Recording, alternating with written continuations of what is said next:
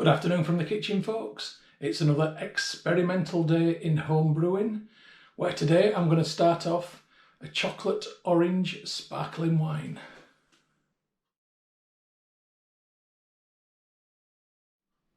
So today's recipe has been inspired by recent turbo ciders, and I'm going to show you what's going to go in there. So there's going to be 3 litres of Tesco orange juice, which is made from concentrate. So there's only juice from concentrate, no other ingredients. A jar of honey to whack up the ABV, the alcohol percentage. Spring water, because the tap water in Leeds is a bit chlorine-y. I'm using a nice interesting yeast, Bubblegum yeast. It's an ale yeast, but it should give it a nice sweet flavour. But I don't want it to be overly sweet, so I'm going to combine that with a little bit of Lalvin champagne, sparkling wine and cider yeast, which is usually quite a dry finish. So I'm hoping that the happy medium between the two should be good. And I'm going to get my chocolate flavour from MyProtein Flavdrops, chocolate peanut butter flavour. So I think the chocolate flavour comes through more. So we'll wait and see how this turns out, but I've got high hopes for it. So I'm going to begin with my yeast, and I'm going to wake that up a little bit by putting some spring water in a glass. And I want to warm this in the microwave for 30 seconds. Into my nice warm water goes just half a teaspoon of the Lalvin yeast. That's the sparkling wine and champagne yeast. And this is very approximate. With the bubblegum yeast, I've got to add 1/5 of this packet. So I just need to guesstimate what I'm doing. And then I'll need to store the rest of it. So this packet actually does 5 gallons, and I'm only doing a 1 gallon demijohn. You can see that this is a liquid yeast. It smells very beery. It is an ale yeast, but I'm hoping that that shouldn't matter. So I'll try to add about 1/5 of this. Very rough measurements. So I'm just going to leave my yeast now for it to begin to come to life and activate. As for the rest of it, I've put it into a little glass jar, and that will go in the fridge now, and I'll be able to use that in future brews. So next I need to add some spring water into this saucepan, roughly halfway. Now the water's beginning to warm, I'm going to pour in this entire jar of honey. This won't really flavour the end product, but the sugars in it will back up the end ABV, which is what we want. I don't do weak brews, I like a good strong brew. Hairs on your chest.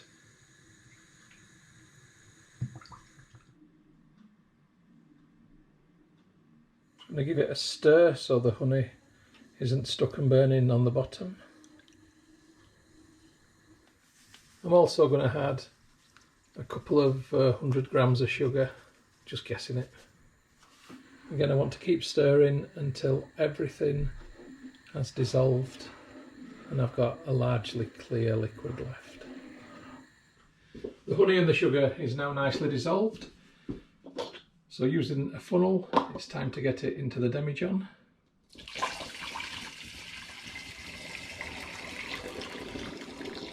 Really smell the honey. So that was the difficult part of this brew. It's a really easy brew from now on. It's just a case of adding the orange juice. So the orange juice follows the honey.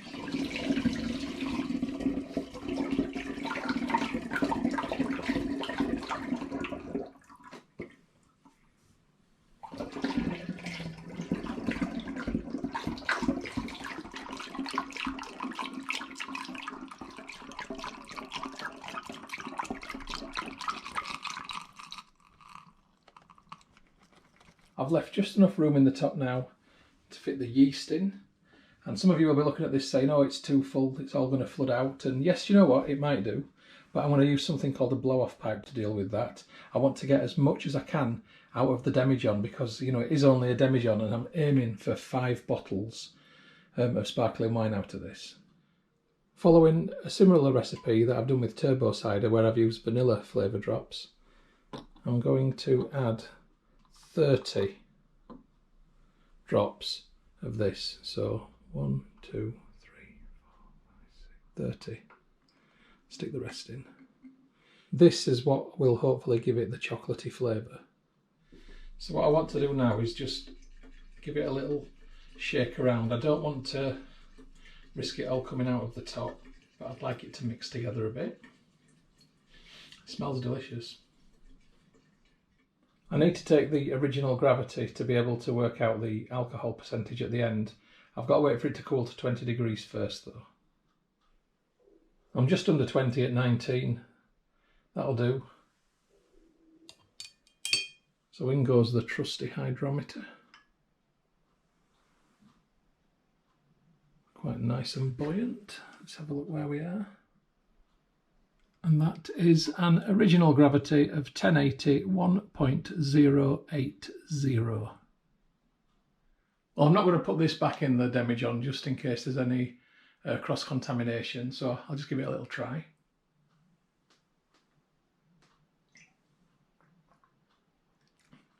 That is lovely.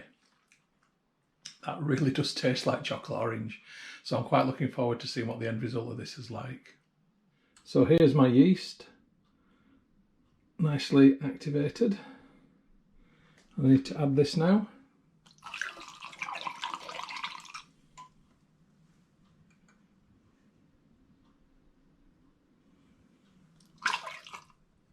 And what will happen is that yeast will get very excited at all the sugar. It will form a krausen, the head on top, and it will probably come out of the top. So I'm going to get the blowpipe in right now. So I've just popped it next to my other ongoing brews. So in goes the bung, which is connected to the blow-off pipe. And the other end of the blow-off pipe goes into this plastic water bottle, which is full of water.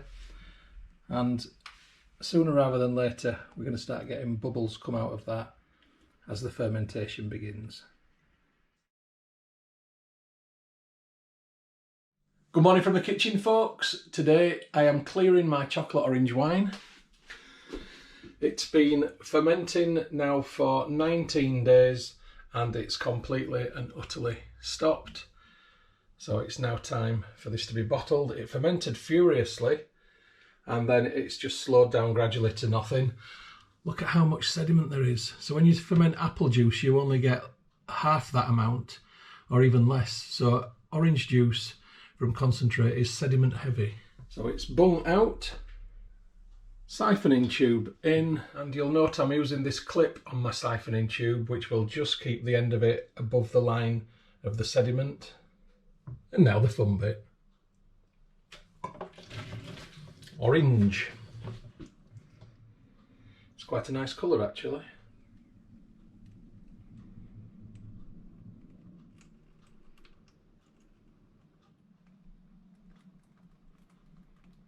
So while this is siphoning in, I'm going to add some wine finings from Young's. It's a two-step process and I'm going to begin with bottle A. And I want to add roughly about half of the amount that's in there, which is going to be equivalent to about a teaspoon.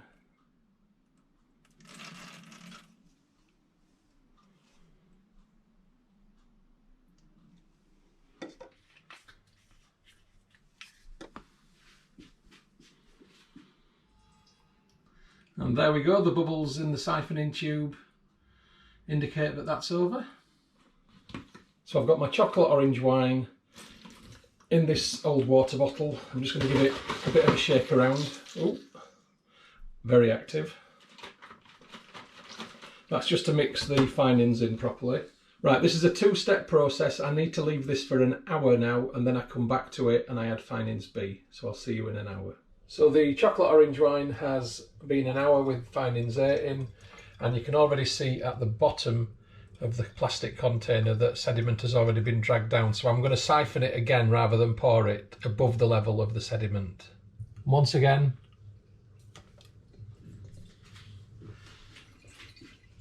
And it will draw a little bit of sediment up, but it will also leave quite a bit behind. So while this is siphoning back in there, I'm going to add some finings B. Again, about a teaspoonful, and that will mix nicely as the wine pours back in.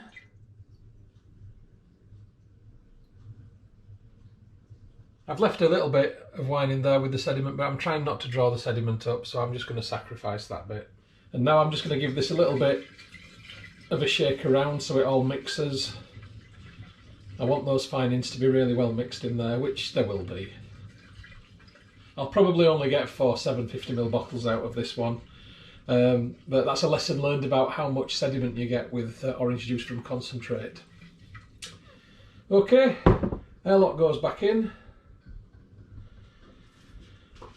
And now I'm going to leave this for a few days, and hopefully the finings will drag all the sediment to the bottom and I'll be left with a clear wine.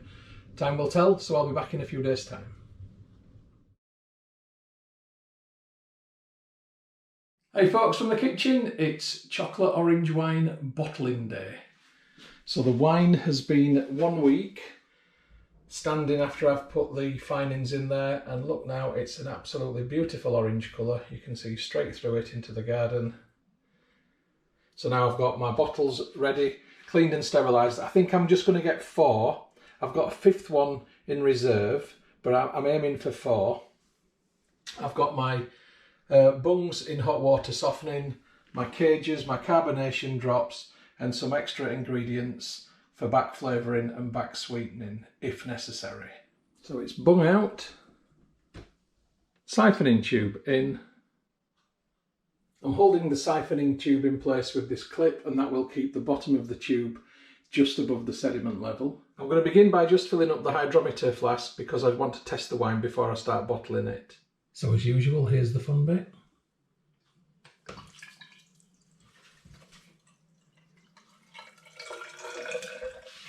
I've got a tap on my tube today, and that means I can switch off the flow while I test this. I want to test the flavour before deciding whether or not I need to back sweeten and back flavour it. So, cheers.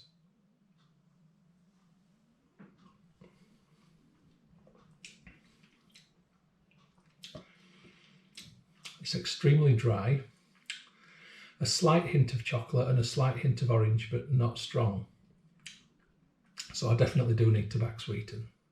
So firstly, I'm going to back flavour with the chocolate peanut butter drop. I'm going to put a full pipette in each bottle.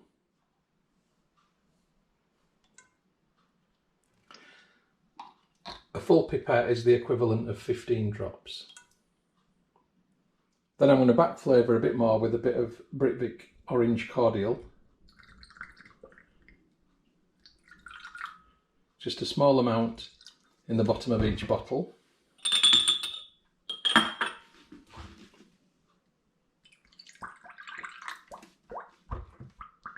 While I'm back sweetening and back flavouring, I also need to add carbonation drops.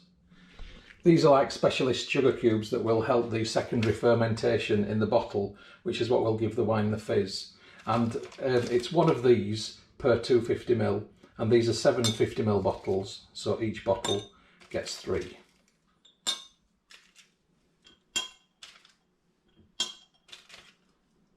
So the tap goes back on, and I will commence the filling of the bottles.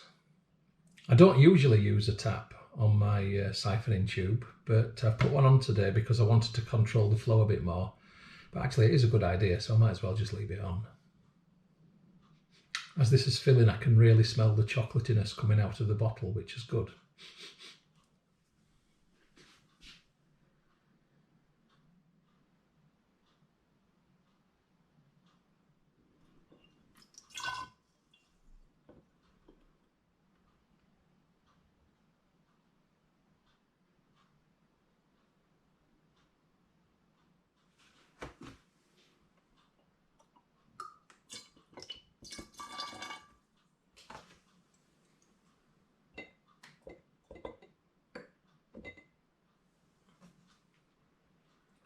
And there we go, we've got the bubbles in the siphoning tube, which tells us that siphoning is done. So before I put the bungs in, I'm going to take the final gravity and establish what the alcohol by volume of this is. And that is a final gravity of dead on 1.000.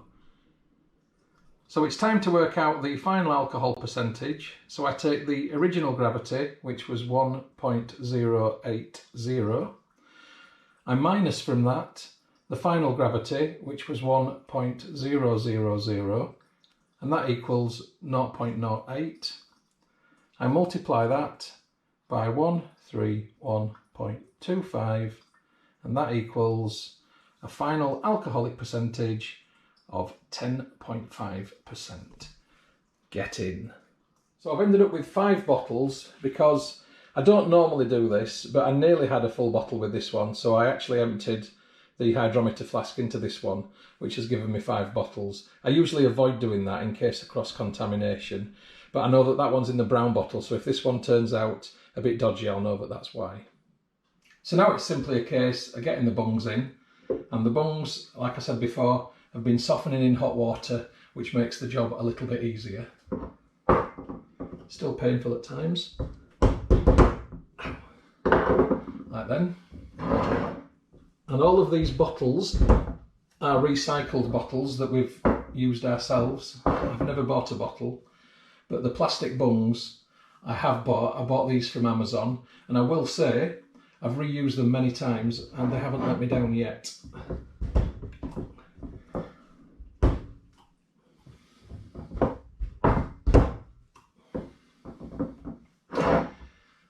Bungs are in place, but in order to keep them in place we need cages.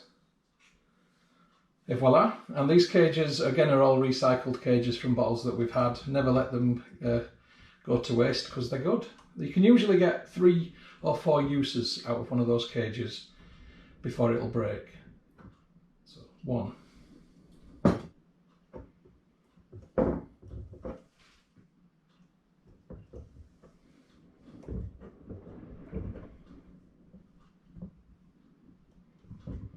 Okay, so that's all bottled, bunged and caged, and now what I want to do is just give them a little bit of rotation for the yeasts that are in the wine, the natural yeasts and the flavours and the carbonation drops to just mix. I don't want to shake them up and down. I'm not trying to force the bung out. I just want a bit of mixing to occur.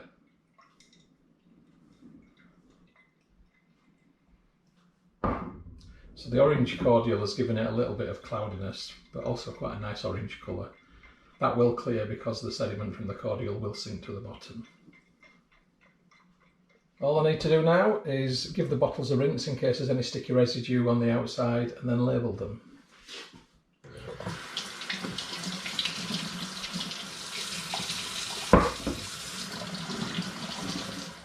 So that's the chocolate orange wine all labelled up. So I'm now going to leave this for about 2 weeks, and then after that we'll come back to it and I'll try sampling one. So see you later, folks.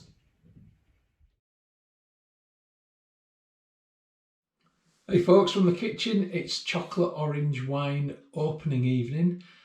I've got no idea what to expect from this. I don't know whether it's going to taste chocolatey, orangey, just dry, no flavour. I don't know whether it's going to have a sparkle. I've got no idea. It's a complete experiment like it always is. Let's see what happens. I can see that the bung has risen a little bit, so that might mean there's a bit of activity. Hopefully not too much.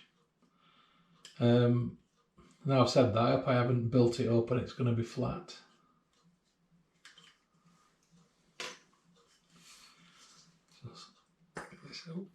Oh!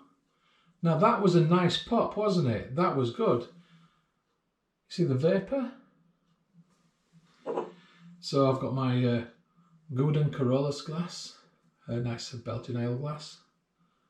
See how it pours? Look at that. Come on.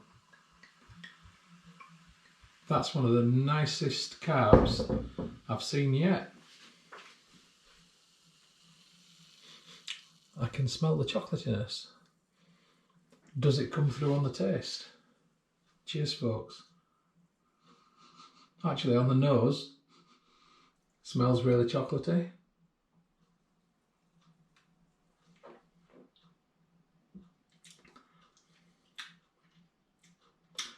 That's really good.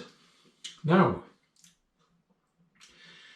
if you'd given me this blind and said, have a guess what that is,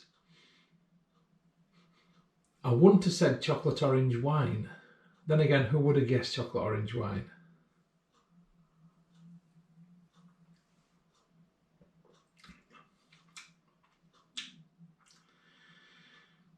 The orange is quite, it's bittersweet. There's a bitterness to it, but also a sweetness to it. The chocolatiness is quite subtle. The smell of the chocolate gets you, the taste less so.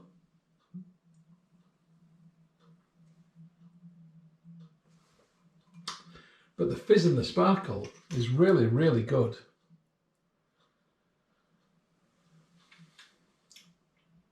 It's flavoursome. It's almost like having some kind of orangey liqueur with either lemonade or something. Not lemonade, but I'm trying to think what mixer. Maybe an orangey liqueur with a ginger ale.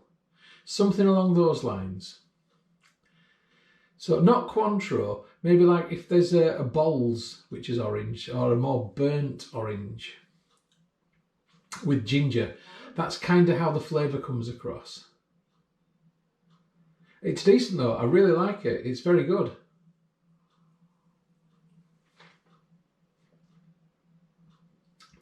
Yep, winner winner. Cheers folks, I'll catch you on the next brew. The film that you've just watched is a Moss Travel Media production, and you can find more like them by going to www.mosstravel.tv. Thank you so much for supporting my YouTube channel and watching my film. It's hugely appreciated. If you haven't already done so, please subscribe to my YouTube channel by going to youtube.com/Stuart Moss. Hit the red subscribe button. When you've done that, a little bell will appear. If you hit the bell, then you'll also get notifications about any future travel films which I upload.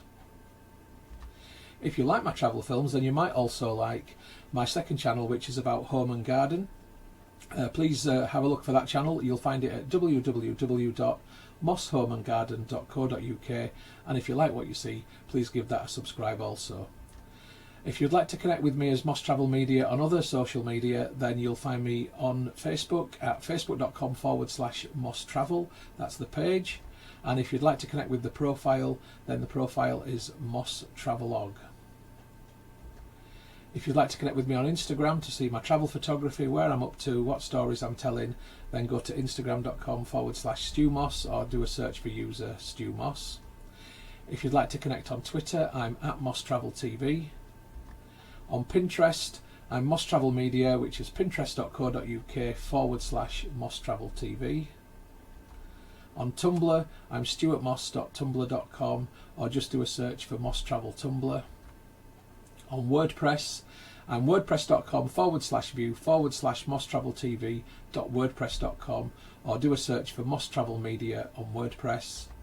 And on vContactor, you can find me by going to vk.com/Moss Travel Media, or doing a search for Stuart Moss. If you'd like to contact me about film usage or any other issue, please just email me on mosstraveltv@gmail.com.